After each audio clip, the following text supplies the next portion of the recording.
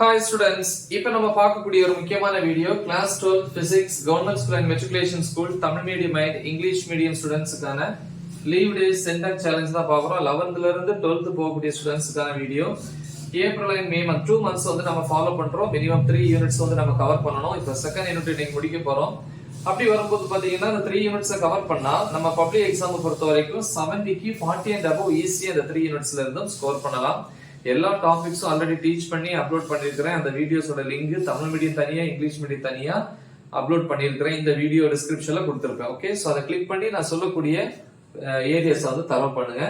இன்னைக்கு டே 18 morning or afternoon. மார்னிங்னா 9 to 10, ஆஃப்டர்நூன்னா நீங்க இதே 1 hour வந்து ஆஃப்டர்நூன் உங்களுக்கு பிடிச்ச டைம் யூஸ் பண்ணிக்கலாம். அப்படி மார்னிங் 9 to 10 எடுத்தீங்கன்னா புக் பேக்ல இருக்கக்கூடிய ப்ராப்ளம்ஸ் ஆல்ரெடி 7 முடிச்சிட்டோம் இல்லையா?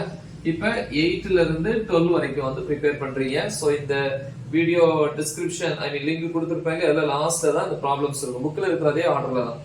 அப்புறம் 10 to 10:15 15 மினிட்ஸ் வந்து ஒரு சின்ன பிரேக்.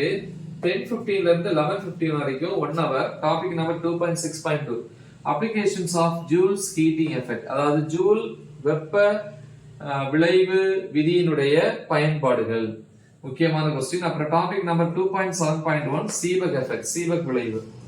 அப்புறம் 11:15 to 11:30 15 மினிட்ஸ் வந்து பிரேக்.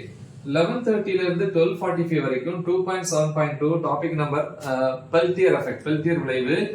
2.7.3 தாம்சன் எஃபெக்ட், தாம்சன் விளைவு. சோ இதே ரெண்டையும் பிராக்டிஸ் பண்ணணும். அதே நேரத்துல இந்த கொஸ்டினையும் எழுதி பாத்தீங்கன்னா பெட்டர்.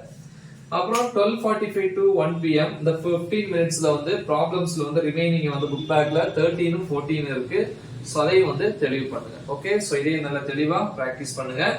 சோ இதோட செகண்ட் யூனிட் வந்து நம்ம கவர் பண்ணிட்டோம். சோ நெக்ஸ்ட் டேல இருந்து நம்ம தேர்ட் யூனிட் வந்து பார்ப்போம். முக்கியமான ஒரு வீடியோ, மறக்காம இதை உங்க ஃப்ரெண்ட்ஸ்க்கு ஷேர் பண்ணுங்க. All the best. தேங்க்யூ.